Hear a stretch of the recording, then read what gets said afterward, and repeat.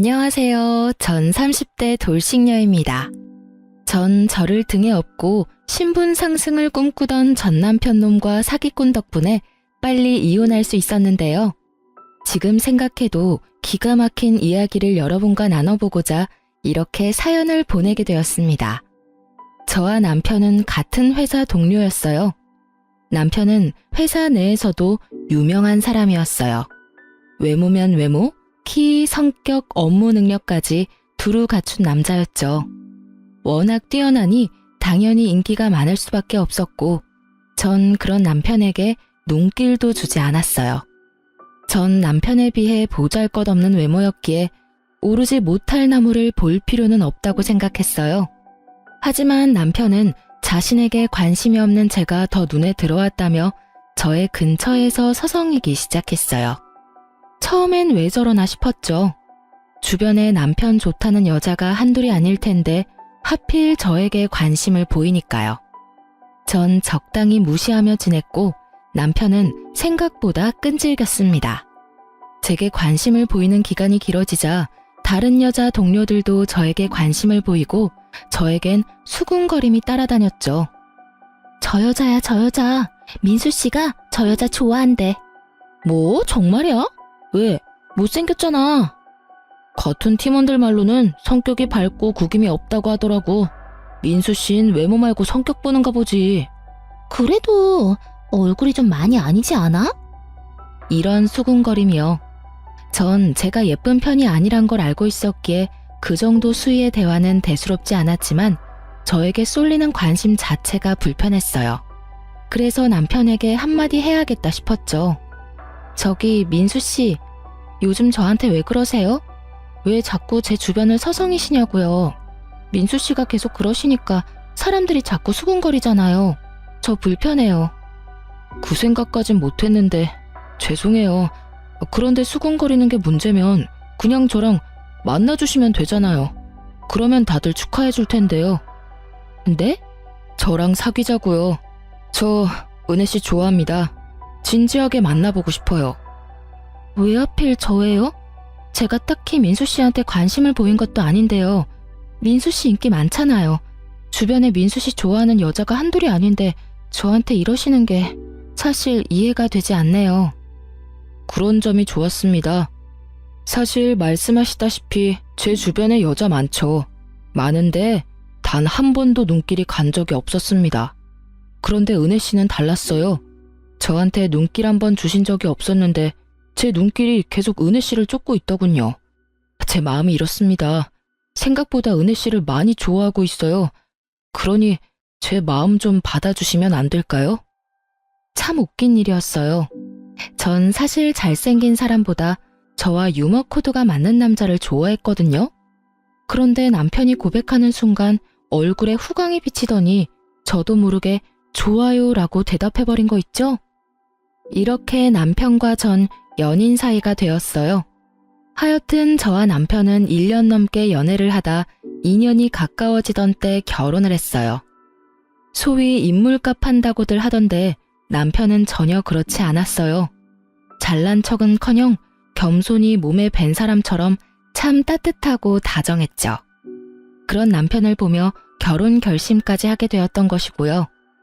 꽤 부유했던 친정과는 달리 시댁은 넉넉한 살림은 아니었어요.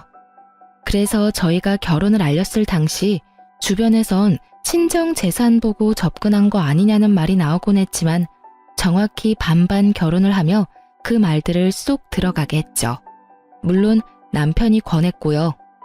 자기야, 내가 지불해서 가면 좋겠지만 자기도 알다시피 내가 모은 돈도 그렇게까지 많진 않고 집에서도 도와줄 형편이 안 돼.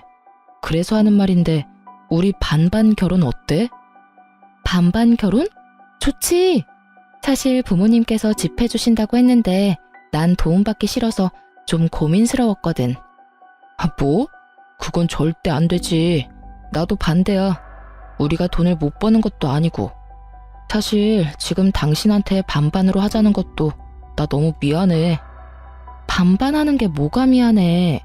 그럼 우리 양쪽 집 도움 받지 말고 우리 힘으로 해결하자. 이해해줘서 고마워. 이렇게 저희는 돈을 합쳐 집을 마련하고 혼수도 마련했어요. 물론 대출도 조금 받았어요. 워낙 적은 금액이라 대출은 금방 갚을 수 있었죠. 결혼 생활은 행복했어요. 남편은 집안일도 나서서 함께했고 전혀 싸울 일이 없었어요. 다만 문제가 있다면 정확히는 어머님이 문제였어요. 저흰 공동생활비를 제외하고 각자 돈 관리를 했기에 양가 부모님의 용돈은 각자 알아서 주기로 합의를 봤어요.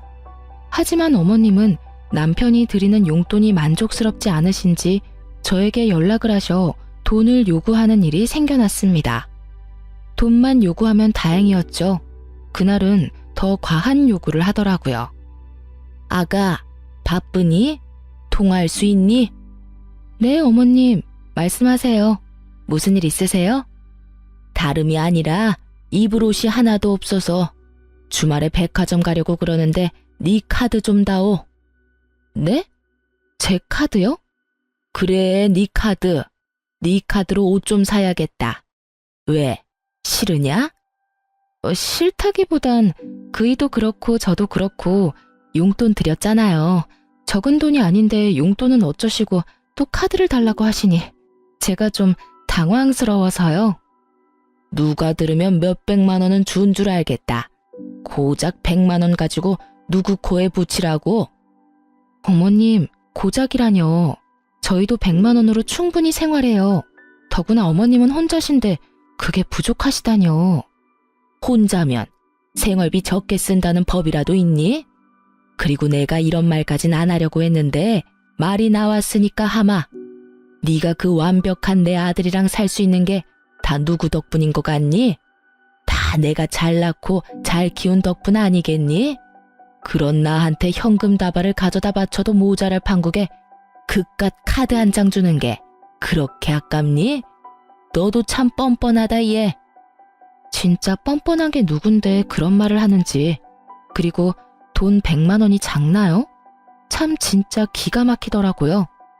전 어머님의 황당한 요구에 할 말을 잃었고 때마침 옆에서 듣고 있던 남편이 제 휴대전화를 빼앗아갔어요. 미간을 잔뜩 구긴 것이 화가 제대로 난 듯 했어요. 엄마, 이게 뭐 하는 짓이야? 이 사람한테 카드 맡겨놨어? 왜 이 사람한테 카드를 달래? 그리고 은혜한테도 용돈 받고 있었어? 아니, 그게 아니라 아들. 나는 괜찮다고 하는데 은혜가 챙겨줘서 하는 수 없이 받았어. 나 정말 괜찮다고 했어. 결혼 첫 달부터 전화로 용돈 내놓으라고 그 난리를 부리신 건 기억도 안 나시는지. 참 태연스럽게도 거짓말을 하시더라고요. 남편은 그런 어머님의 말씀을 무시하고 단호하게 말했어요. 엄마, 앞으로 은혜한테 용돈 타령하지 마. 만약에 은혜가 주더라도 다시 돌려주라고. 당연히 이번 주말에 카드도 없으니까 그런 줄 알고 끊어. 그리고 다신 은혜한테 이런 일로 전화하지 마. 한 번만 더 이런 일 있으면 명절에도 집에 가는 일은 없을 테니 그런 줄 알아. 그러고선 전화를 딱 끊는데 어머님께는 죄송하지만 참 든든하더라고요. 주변에 우려하는 반대로 남편은 친정 돈은커녕 제 돈마저도 탐내지 않았어요. 그 후론 어머님의 돈 요구는 사라졌지만 틈만 나면 전화하셔서 시댁으로 부르시기 시작했습니다. 평일엔 일을 해야 하니 변명거리라도 있었지만 주말엔 꼼짝없이 가야만 했어요. 그것도 2번 갔을까요? 제가 너무 피곤해하자 남편이 중간에 나서서 앞으로는 주말에도 부르지 말라고 못 박아준 덕분에 시댁 방문도 하지 않게 되었죠. 정말 든든하더라고요. 남의 편이라 남편이라고들 하던데 저희 남편은 온전한 제 편이었어요. 전 그런 남편을 믿고 의지했죠. 그렇게 전 남편과 행복할 거라 생각했어요. 우리 부부의 앞날은 밝을 거라 믿어 의심치 않았습니다. 하지만 예기치 못한 일은 갑자기 일어났고 남편의 추악한 민낯이 드러났어요. 그 사건의 시작은 친정아빠가 사기를 당하면서 시작되었습니다. 아빠는 사업 확장을 위해 새로운 사업에 무리해서 투자를 진행했고 그 큰 돈을 그만 다 허공에 날리고야 말았습니다. 네, 사기를 당하신 거였어요. 사기꾼은 투자금을 가지고 잠적을 해버렸고 아빠 회사는 크게 휘청하며 부도 위기까지 가게 되었습니다. 그 큰 돈이 투자금으로 확정될 때까지 몇 번의 확인 절차가 있었는데도 불구하고 일이 안 되려고 하니 어떻게 해도 막을 수가 없더군요. 친정의 가세는 무섭게 기울기 시작했고 남편도 자연스럽게 알게 되었죠. 그 후 남편은 저를 대하는 태도가 확 바뀌더군요. 어쩜 사람이 그렇게 변할 수 있는지. 제가 알던 다정하고 오로지 제 편이던 남편은 온데간데 없이 사라지고 멋씹은 표정으로 폭언만을 일삼는 쓰레기가 되어 있었습니다. 야, 될 수 있으면 아침엔 겸상 좀 안 하면 안 되냐? 어? 자기야, 그게 무슨 말이야? 네 얼굴이 너무 못생겨서 아침 먹다가 토할 것 같아서 그래. 그리고 그 자기 소리도 좀 그만해. 자기는 무슨? 내가 뭐 실수한 거라도 있어? 갑자기 왜 그래? 혹시나 내가 실수한 게 있다고 하더라도 지금 말은 너무 심하잖아. 심한 건 네 얼굴이랑 몸매고 얼굴은 뭐 어떻게든 가리면 된다고 쳐도 그 몸은 진짜 심하다고 생각 안 해? 넌 어떻게 그 몸으로 삼시세끼를 다 챙겨 먹을 수 있냐? 뭐? 진짜 말 다 했어? 아니, 아직 할 말 무진장 많은데 아침부터 네 얼굴 너무 많이 봤더니 속이 너무 안 좋네. 나머지 할 말은 카톡으로 할 테니 확인해봐. 남편은 헛구역질을 하며 자리를 떠났고 전 갑작스럽게 변한 남편의 모습에 한참을 멍하니 있었어요. 그 순간 휴대전화가 쉬지 않고 울렸고 휴대전화를 확인한 저는 믿기지 않는 현실에 눈물을 쏟았습니다. 휴대전화엔 남편이 보낸 카톡이 쉬지 않고 오고 있었는데 그 내용의 대부분은 제 외모를 비하하는 내용들이었어요. 그걸 보고 있는데 정말 내가 알던 제 남편이 맞나 싶더라고요. 저요, 사연 처음에 말씀드렸다시피 제가 예쁘지 않은 건 누구보다 잘 알고 있어요. 하지만 남편이 말하는 것처럼 그렇게 보지 못할 정도는 아니라고 생각하고 살았습니다. 객관적으로 평가해도 그렇고요. 돈도 있는 집에서 왜 진작 성형수술을 안 했나 하고 생각하실 수도 있겠지만 전 굳이 할 필요성을 못 느꼈을 뿐더러 그렇게까지 할 정도로 못나진 않다고 생각했어요. 예쁘진 않지만 그렇다고 못 볼 정도는 아니다. 딱 이 정도요. 그리고 몸무게도 그래요. 저 키 168cm에 몸무게 65kg입니다. 보통보단 통통하긴 하지만 그렇게 뚱뚱하진 않아요. 전 제 나름대로 제 외모에 만족하며 살아왔는데 갑자기 외모에 관한 폭언을 폭탄 수준으로 들으니 자신감이 급격하게 떨어지더군요.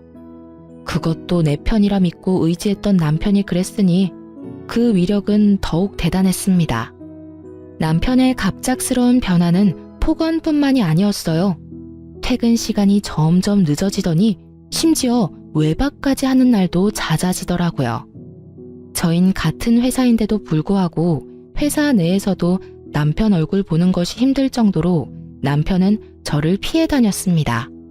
거기에다 든든한 방패막이 되어주던 남편이 사라지니 어머님의 횡포가 날로 심해지더군요. 예, 너 당장 집으로 좀 오거라.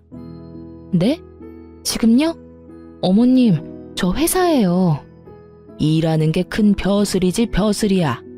그깟 회사 조퇴를 하든 사표를 내든 그건 네가 알아서 하고 집에 와서 손빨래 좀 해. 세탁기가 고장이 나서 빨랫감은 잔뜩 있는데 빨래를 못하고 있어. 어머님, 저 이제 출근한 지 1시간도 안 됐어요. 아니, 10시간이 됐다고 해도 빨래나 하자고 조퇴나 사표까지 내고 갈 생각도 없고요. 뭐야? 잘난 것도 하나 없는 년이 어디서 시어미가 오라는데 간다 만다 말대꾸야? 너 진짜 이혼이라도 당하고 싶은 게야? 회사에 일하는 중이라 시댁에 손빨래하러 못 가는 것이 이혼 사유가 된다면 해야죠. 이혼. 그럼 어머니, 저는 맡은 업무가 바빠서 그만 끊을게요. 그렇게 전화를 끊어버린 전 휴대전화 전원을 꺼버렸습니다. 이혼이라니 다시 생각해도 헛웃음만 나오더라고요. 갑자기 변한 남편의 다시 시작된 심호의 시집살이. 두 사람의 폭언과 구박에 외모 콤플렉스라곤 없던 전 점점 자존감뿐 아니라 사람들의 시선조차 무서워지더라고요. 누가 뒤에서 무슨 소리를 하든지 간에 상관하지 않던 저인데 그런 저는 사라지고 없었습니다. 결국 전 회사를 쉬기로 하고 온종일 집에서만 생활하기 시작했습니다. 거울도 잘 보지 않게 되더군요. 제 얼굴이 진짜 괴물처럼 느껴졌으니까요. 그러던 어느 날 남편은 술에 잔뜩 취해 집으로 들어왔어요. 고주망태가 된 남편은 저에게 저와 왜 결혼까지 했는지 친히 알려주기 시작했어요. 어머 여보, 왜 이렇게 취했어? 여보? 아, 내가 너랑 결혼했지. 아휴, 내가 미쳤지. 얼굴은 못생겨도 돈은 많으니 손해보는 장사는 아니다 싶어서 눈 딱 감고 결혼했더니 뭐? 집이 망해? 사기를 당했다고? 사기는 나도 당했다 이거야. 내 인생 어떻게 할 거야? 집도 쫄딱 망해, 얼굴도 못생겼어. 몸매는 더 최악이야. 뭐 하나 볼 게 있어야 너 같은 년이랑 같이 살 수 있을 거 아냐. 지금 이혼해도 땡전 한 푼 못 건지니 이혼도 못해. 이 일을 어떻게 할 거냐고. 이게 다 무슨 소리야? 그럼 당신 우리 집 재산 때문에 나랑 결혼했다 이 말이야? 그럼 내가 너랑 왜 결혼했겠냐? 다 돈 때문이지. 박대리 그 새끼가 너희 집 돈 졸라 많다고 하길래 좀 알아보니까 진짜로 많더라고. 그래서 머리 좀 썼지. 와, 네 옆에서 알짱거리는 거 진짜 힘들었다. 오래 여자라고 튕길 땐 진짜 돈이고 뭐고 다 때려치우고 싶은 거 겨우 참았다고. 알아? 내가 그 역겨운 과정을 다 이겨내고 결혼까지 했는데 왜 하필 지금 망하냐고. 나한테 적어도 작은 사업체 정도는 떼주고 망했어야지. 지금 그걸 말이라고 해? 어떻게 그런 말을 할 수가 있어? 그런 말을 할 수가 있지. 내가 오죽하면 이러겠어? 이 집도 그래. 내가 너 안심시키려고 있는 돈 없는 돈 싹싹 끌어모아서 이 집 살 때 보탠 거야. 이럴 줄 알았으면 그때 집 사준다고 할 때 받았지. 내가 미쳤다고 대출까지 내서 돈 보탰겠어? 그래요. 남편은 저에게 계획적으로 접근했던 것이었습니다. 그 다정했던 미소도 손길도 심지어 눈빛까지 다 연기였어요. 친정에서 집을 사준다고 할 때 한사코 거부하더니 다 이유가 있었던 것입니다. 친정 소식을 들은 후로 변해버린 남편을 보며 짐작은 하고 있었지만 직접 그 입으로 다 듣고 나니 더 충격적이더라고요. 처음부터 끝까지 다 계획적이었다니 충격이 크니 눈물은커녕 웃음이 나더라고요. 제가 미친 사람처럼 웃으니 남편은 얼굴도 못생긴 게 정신까지 나갔다고 말하며 방으로 들어가 버리더군요. 남편의 말처럼 정신 나간 사람처럼 밤을 지새우고 남편이 출근을 하고 나서야 거실로 나왔습니다. 그리고 생각했죠. 앞으로 어떻게 해야 할지요. 당연히 이혼을 해야겠지만 부모님 걱정이 앞서더군요. 그렇지 않아도 지금 회사 문제로 충격이 크신데 저까지 이혼한다고 하면 그 충격으로 큰일이라도 생기면 어쩌나 하는 생각이 제 발목을 잡았죠. 이러지도 저러지도 못하는 상황에 그렇지 않아도 미칠 지경인데 어머님까지 절 가만두질 않았습니다. 제가 전화를 받지 않으니 집으로 찾아오기 시작했어요. 자기 집 마냥 자연스럽게 비밀번호를 누르고 들어와선 온 집안을 헤집고 다니는 것은 기본이고 때 되면 밥 타령에 간식 타령, 심지어 육조에 물까지 받으라며 목욕 수발까지 들게 하더군요. 날마다 심해지던 시집살이는 결국 본색을 드러냈습니다. 여느 날과 같이 자연스럽게 비밀번호를 누르고 들어온 어머님은 저를 부르더군요. 예, 여기 좀 앉아봐라. 전 크게 한숨을 쉬며 어머님 앞에 앉았고 그런 저를 보며 어머님은 혀를 차시더라고요. 그렇게 한숨이나 퍽퍽 쉬니 집이 안 망하고 백이니? 그런 말씀하시려고 저보고 와보라고 하신 거예요? 에휴, 그러면 나도 본론만 말하마. 이 집 명이 공동명이라고 들었다. 그게 말이나 되니? 말이 안 될 건 없죠. 그이랑 저랑 정확히 반반씩 내서 집도 마련하고 대출금도 갚았으니 공동명의가 당연한 거 아닌가요? 그건 너희 집이 망하기 전에나 말이 되는 이야기였고 지금은 너희 집이 쫄딱 망하지 않았니? 이제 내 아들에게 물려주거나 해줄 수 있는 재산이 전혀 없는데 이 집이 공동명의인 건 당연히 말도 안 되는 거야. 당장 내 아들 명의로 바꾸거라. 네 집에서 내 아들한테 재산 한 푼 못 주는 대신 집이라도 내 아들 명의로 돌리란 이 말이야. 여러분은 이 말이 이해되시나요? 친정 재산을 남편에게 못 물려주니 함께 마련한 아파트 명의를 친정 재산을 대신하여 남편의 명의로 바꾸라니. 전 도대체가 기역부터 시작해서 희읍까지 이해되는 말이 없더군요. 이해되는 말이 없으니 대답조차 못하고 있자 어머님은 작정하고 오셨는지 더 황당한 말을 하더군요. 명의 바꾸는 대로 이 집에서도 나가. 난 더 이상 너 같은 애랑 내 아들이랑 같이 사는 꼴 보기 싫으니 말이다. 그러니까 집도 주고 이혼도 해라 이 말씀이세요?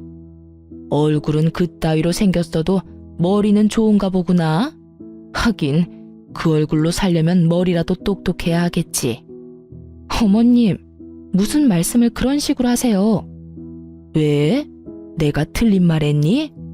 내가 이제 와서 하는 말이지만 너 처음 봤을 때 깜짝 놀랐다. 어떻게 그런 얼굴로 우리 민수랑 결혼 마음을 먹을 수가 있는지. 그나마 집에 돈이라도 많다고 하길래 눈 꼭 감고 받아줬더니 우리 아들 앞길에 꽃은커녕 재나 뿌리고 있으니 어머님, 제가 그의 앞길에 무슨 재를 뿌렸다고 그러세요? 집이 쫄딱 망했잖니. 부도 직전이라며. 그러다 부도라도 나면 길거리나 앉을 텐데 그때 이 집에 와서 같이 사니마니 하는 꼴 나는 못 본다. 그러니까 집 명의도 당장 바꾸고 이혼해서 이 집에서 나가렴. 무슨 악담을 그렇게 하세요? 그리고 왜 어머님께서 저희가 이혼할지 말지를 걱정하세요? 내가 네 남편 엄마인데 결정 못할 건 또 뭐니? 하여튼 내 말대로 한다는 걸로 알고 가볼 테니 더는 긴 말하지 말거라. 끝까지 제 속을 다 헤집어 놓은 시무는 제가 무어라 답하기도 전에 집을 나가버리셨습니다. 무슨 이런 경우가 다 있나 싶더라고요. 저에게 한 폭언 증거만 다 모아도 위자료는 제가 받아야 할 판국인데 맨몸으로 집을 나가라뇨. 어머님의 말씀을 곱씹고 또 곱씹고 있는데 진동 소리가 들려왔어요.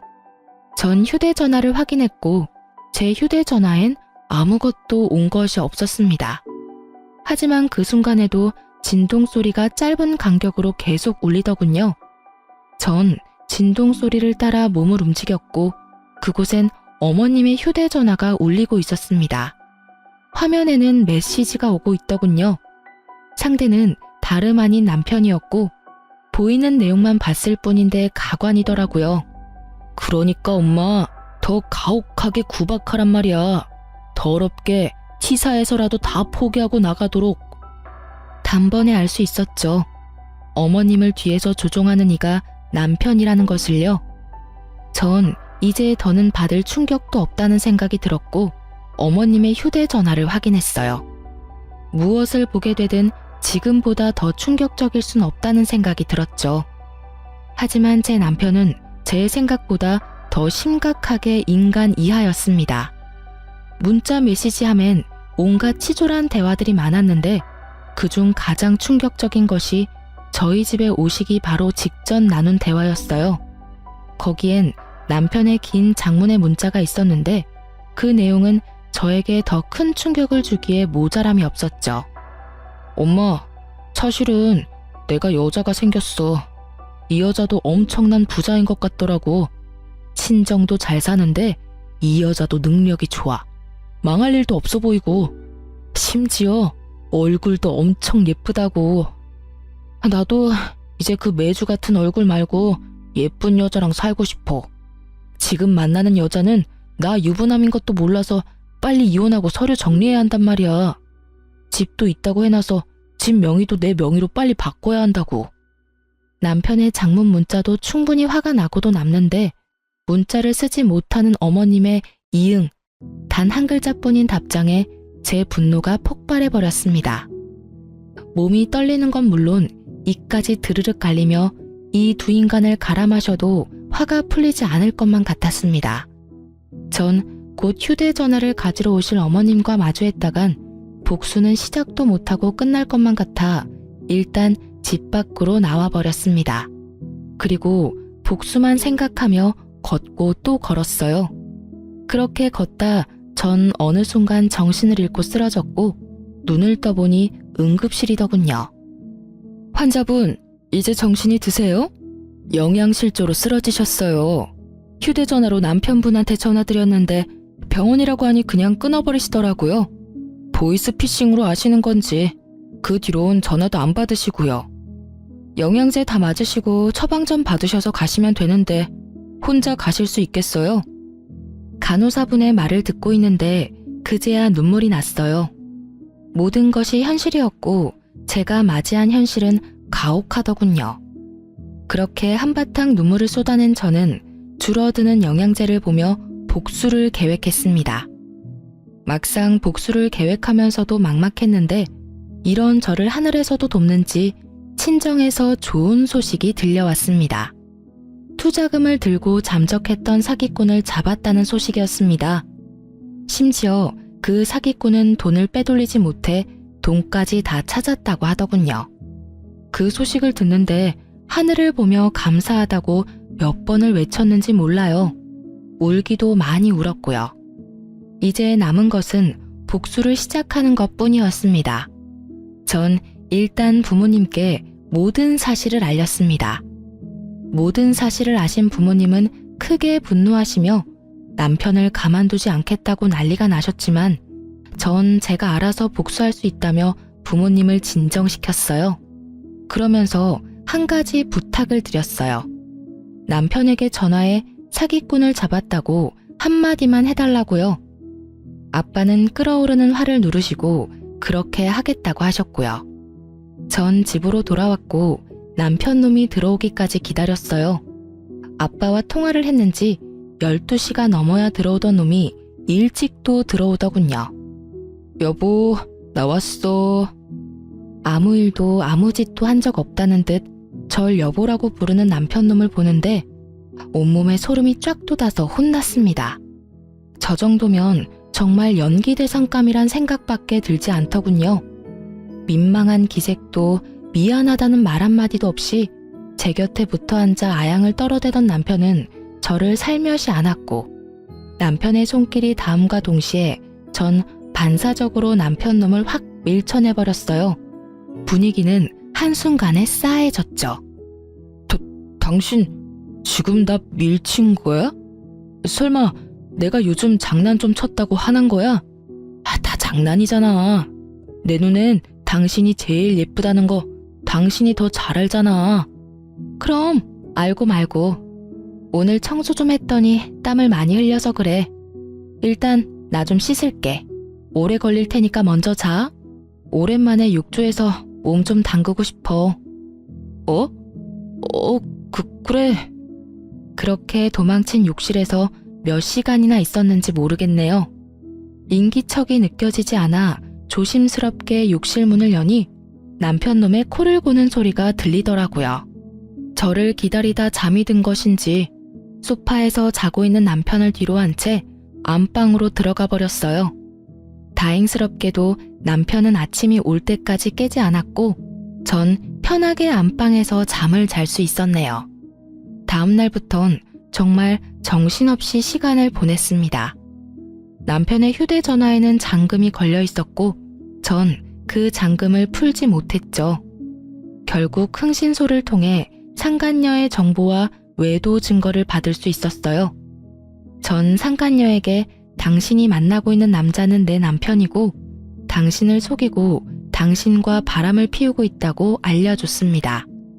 그 여자 제가 미친 여자라도 되는 양 고래고래 소리를 지르고 끊길래 저희 결혼 사진과 함께 등본까지 보내줬더니 다시 전화가 오더군요. 그러면 정말 그 인간이 유부남이란 말씀인가요? 전 정말 몰랐어요. 정말이에요. 네, 알고 있어요. 모르고 만나신 거. 그쪽 탓하고 싶은 마음은 없어요. 그저 더 큰 피해를 당하기 전에 말씀드려야 할 것 같아서 연락드린 거예요. 정말 죄송하고 감사합니다. 덕분에 쓰레기를 걸을 수 있게 됐네요. 어떻게 멀쩡한 얼굴에 그런 거짓말을 한다니 정말 무섭네요. 그러니까요. 저한테 그랬듯이 그쪽한테 접근한 것도 다 계획적이었을 거예요. 시댁에 돈 없는 게 자기가 가진 단 하나의 오점이라고 생각하는 인간이라 돈 있는 여자라면 물불 안 가리는 것 같았어요. 어쩐지 은근슬쩍 재산에 관심 보이길래 설마 하는 마음은 있었는데 정말 감사해요. 혹시 제가 도울 일이 있다면 도울게요. 그럼 한 가지만 부탁드려도 될까요? 그럼요. 그럼 그 인간이랑 아직은 헤어지지 말아주세요. 제가 연락드릴 테니 그때 헤어져 주세요. 네, 알겠어요. 당연히 제가 모든 사실을 알았단 건 비밀이겠죠? 네, 감사해요. 그럼 힘드시겠지만 연기 부탁드려요. 그렇게 상간녀와 전 동맹을 맺었고 저의 계획은 척척 진행되고 있었어요. 그 사이 남편은 저와 상간녀 사이에서 고민하는 것이 보이더라고요. 하지만 상간녀가 결혼에 대한 관심을 보이지 않자 저에게 더 정성을 쏟기 시작했어요. 남편도 어머님도 저를 이용하기가 가장 쉽다는 것을 다시 깨달은 것인지 지극정성도 그런 지극정성이 없었어요. 어머님은 아가 하시며 갖은 음식을 해오시는 것도 모자라 집까지 청소해 주셨고요. 남편놈은 꽃과 보석을 사오며 선물 공세를 하기 시작하더군요. 그래도 제 반응이 좋지 않자 정말 큰일 났다 싶었는지 제 마음을 돌리고자 있는 돈 없는 돈에 대출까지 받아 보탰던 저희 신혼집도 공동명의에서 제 명의로 바꿔주더라고요. 제 이름이 적힌 등기 필증을 내밀며 용서를 구하는데 정말이지 눈물 없인 볼 수 없는 연기였어요. 여보, 내가 진짜 미안해. 그동안 섭섭했지? 그건 다 내 진심이 아니었어. 여러 가지 힘든 일이 좀 있었는데 워낙 당신을 믿고 의지하다 보니까 나도 모르게 편해져서 당신한테 화풀이했던 것 같아. 앞으로 절대 그런 일 없을 거야. 맹세해. 그리고 이건 별거 아닌데 집문서야. 이렇게 해서라도 내 마음이 진심이란 걸 보여주고 싶었어. 나 좀 용서해주면 안 될까? 여보, 이렇게까지 하지 않아도 되는데 당신 정말 반성하고 있구나? 그럼 나 진짜 반성 많이 했어. 그리고 얼마나 후회했는지 몰라. 나 용서해 줄 거야? 부부 사이의 용서는 무슨? 이미 다 풀었지. 전 남편에게 감동한 척을 하며 남편 못지않은 연기를 펼쳤고 남편은 이제 다 됐다고 생각했는지 얼굴에 화색이 돌았어요. 전 그런 남편에게 더 큰 희망을 심어주기로 했어요. 참, 여보, 혹시 지금 다니는 회사 그만두고 우리 아빠 회사로 들어가서 일 배워보는 건 어때? 이번에 그런 일도 있었고 아무래도 회사의 가족이 중요한 일을 맡을 필요가 있는 것 같아서. 자식이라곤 나 하나뿐인데 당신도 알다시피 난 회사 일에 관심도 없고 그럼 남는 건 당신뿐이잖아. 정말? 정말이야? 나 장인어른 회사에서 일 배울 수 있는 거야? 당신만 괜찮다면?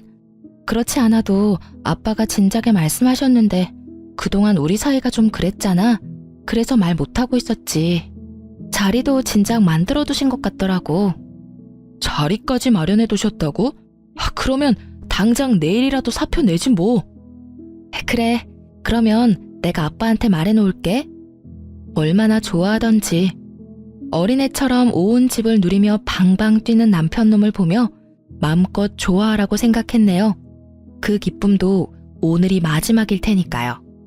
드디어 결전의 날이 밝았고 남편놈은 출근과 동시에 사표를 냈다며 연락이 왔어요.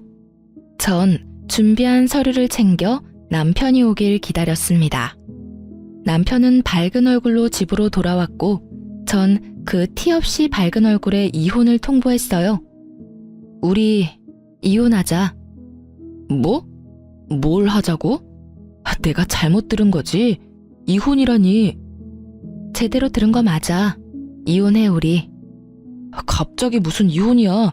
어제 나 다 용서했다며. 그 말을 믿었어?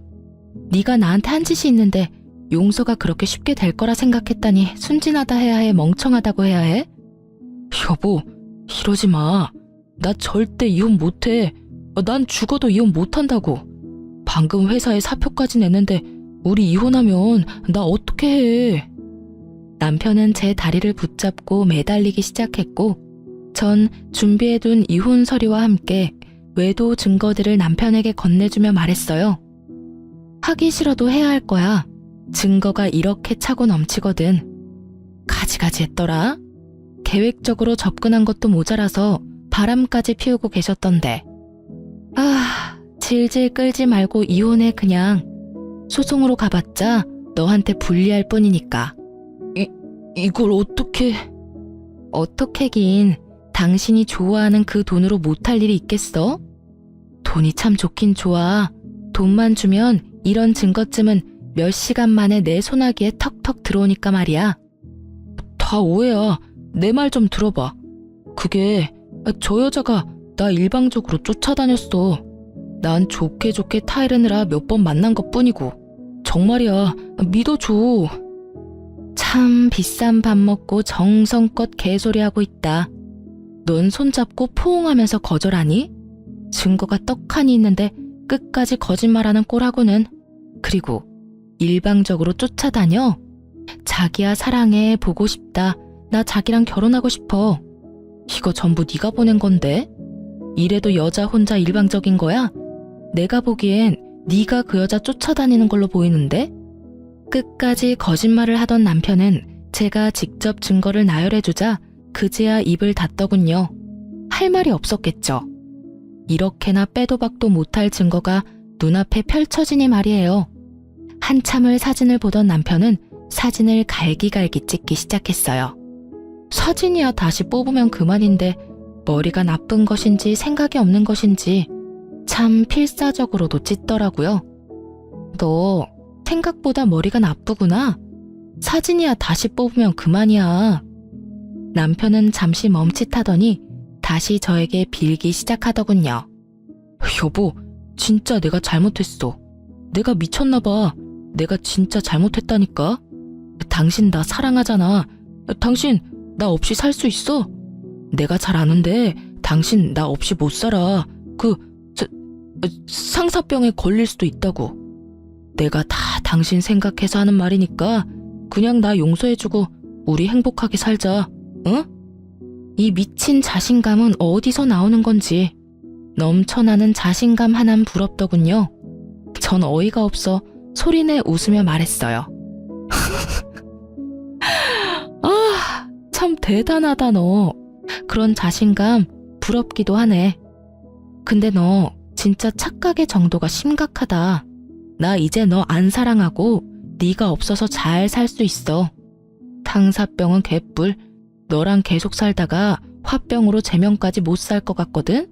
그러니까 제발 이혼해. 여보. 아참, 그리고 이혼하기 전에 짐부터 싸. 짐은 왜? 짐은 왜라니? 잊었어? 이 집 당신 손으로 직접 내 명의로 돌려줬잖아. 시세보다 조금 저렴하게 내놨더니 금방 팔렸지 뭐야? 내가 인심 써서 가정 가구는 당신 줄 테니까 그걸로 월세라도 얻어서 잘 살아. 그러면 법원에서 보자. 전 그대로 집을 나와버렸습니다. 정말 운이 좋았어요. 복수를 계획하며 내놓은 집이 타이밍 좋게 딱 팔려주었으니까요. 남편에게 말한 대로 시세보다 조금 싸게 내놓긴 했지만 전혀 아깝지 않았어요. 오히려 이득이었죠. 반만 투자한 집이 온전한 제 것이 되어 돌아왔으니까요. 남편은 생각보다 더 쉽게 저와 이혼해 주었고 전 성공적으로 복수에 성공하게 되었습니다. 저와 쉽게 이혼해준 전 남편의 행보는 뻔했고 전 상간녀에게 연락해 지금이라는 말을 전했어요. 지금이 헤어질 적기라는 뜻이었죠. 헤어질 날만 기다렸던 상간녀는 생각보다 더 잘해주었어요. 자신을 찾아온 전 남편에게 유부남이었던 거 다 알고 있다며 뺨도 날려주고 물도 뿌려줬다고 하더군요. 그러면서 사기죄로 고소하기 전에 썩 꺼지라는 말까지 했다고 해요. 전 남편은 자신이 저지른 잘못이 큰 걸 알고는 있는지 그대로 줄행랑을 쳤다고 하고요. 모르긴 몰라도 돈 많이 썼을 거예요. 처음부터 저한테 돈을 잘 쓰긴 했는데 제가 고가의 선물 같은 건 바란 적이 없었거든요. 그런데 속였다는 거 알고 난 뒤부턴 가방도 받아내고 목걸이, 반지 다 받아냈어요. 카드로 다 긁던데. 그 빚 언제 다 갚으려나 몰라요. 이러니 생각보다 더 잘해낸 거 틀림없죠?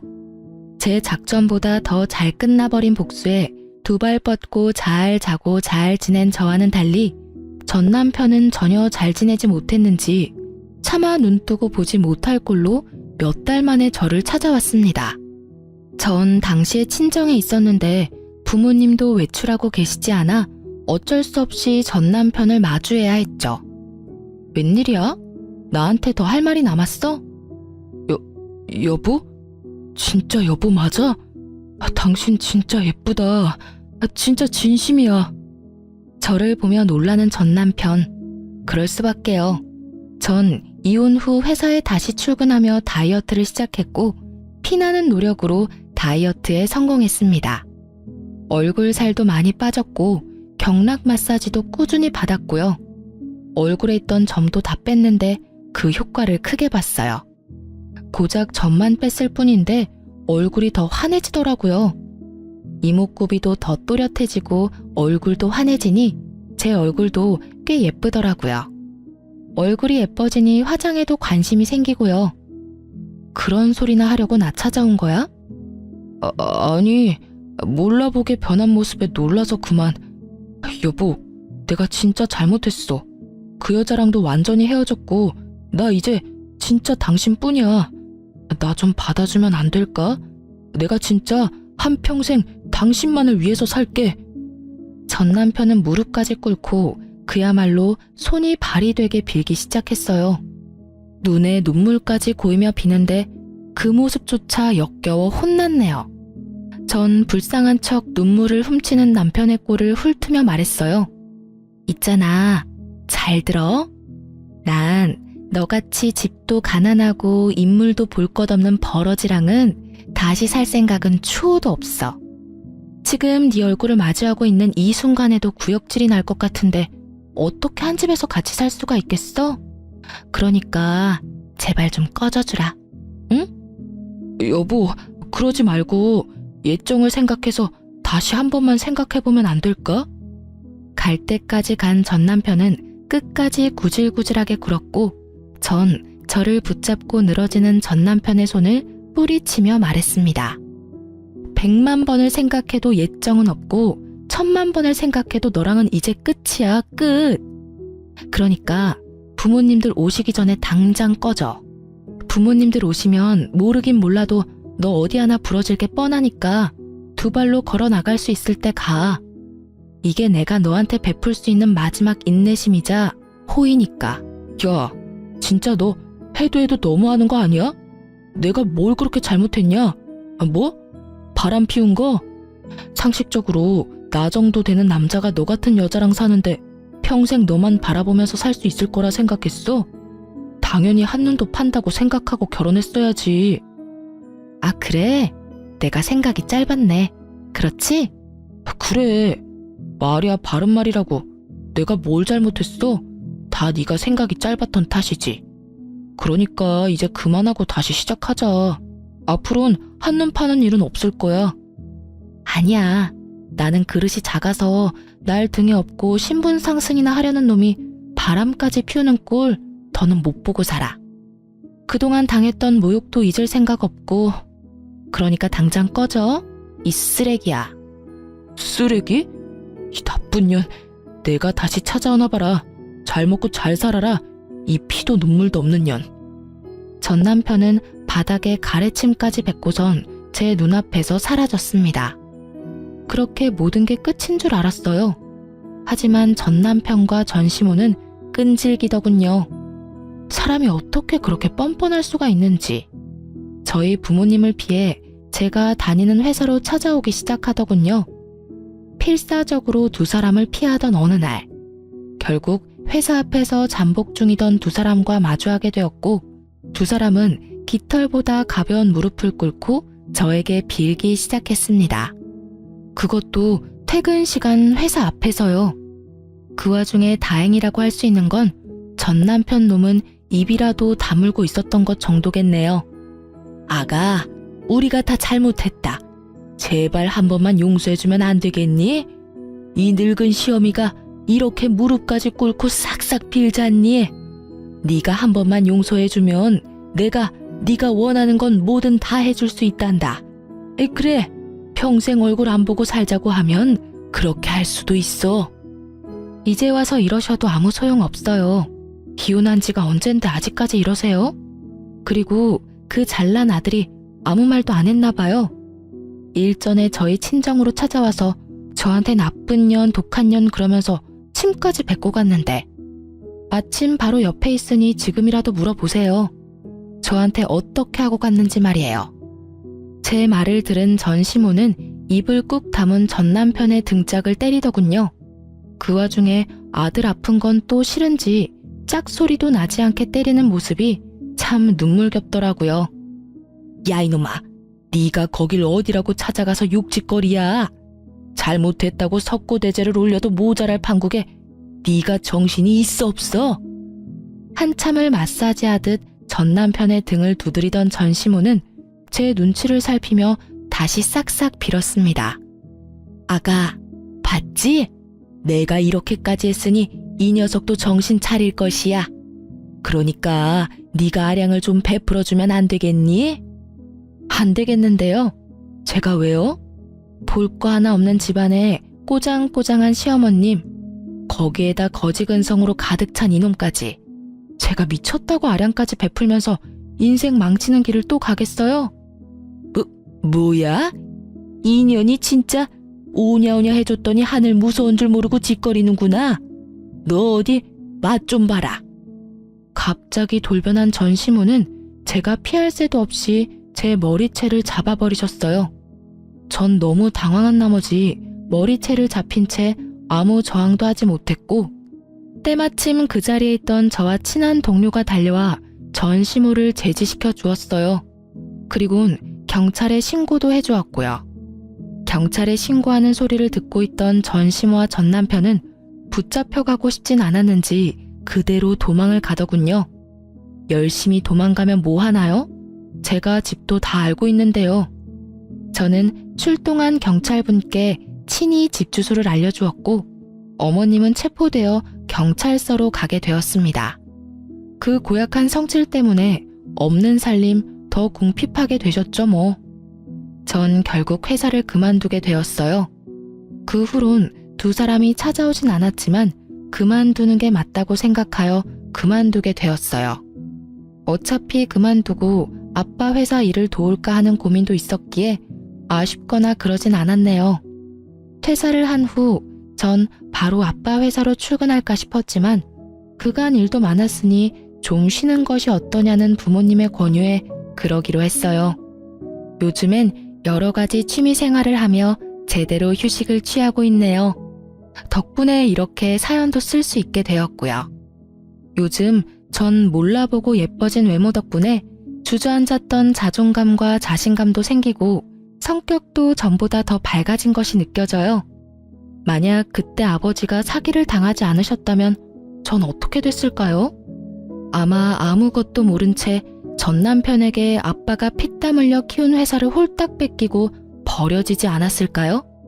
정말 밑바닥까지 가봐야 진정한 친구를 알 수 있다고 하더니 그 말도 틀린 말은 아닌 것 같아요. 앞으로 또다시 결혼하게 될지는 모르겠어요. 하지만 단 한 가지 확실하게 이야기할 수 있는 건 누구에게도 휘둘리지 않고 나 자신을 더 사랑하며 살아갈 것이라는 점이에요. 수다 보니 많이 길어진 것 같은데 지겹진 않으셨는지 모르겠네요. 그럼 전 이만 물러가 보겠습니다. 저의 긴 사연 들어주셔서 감사합니다.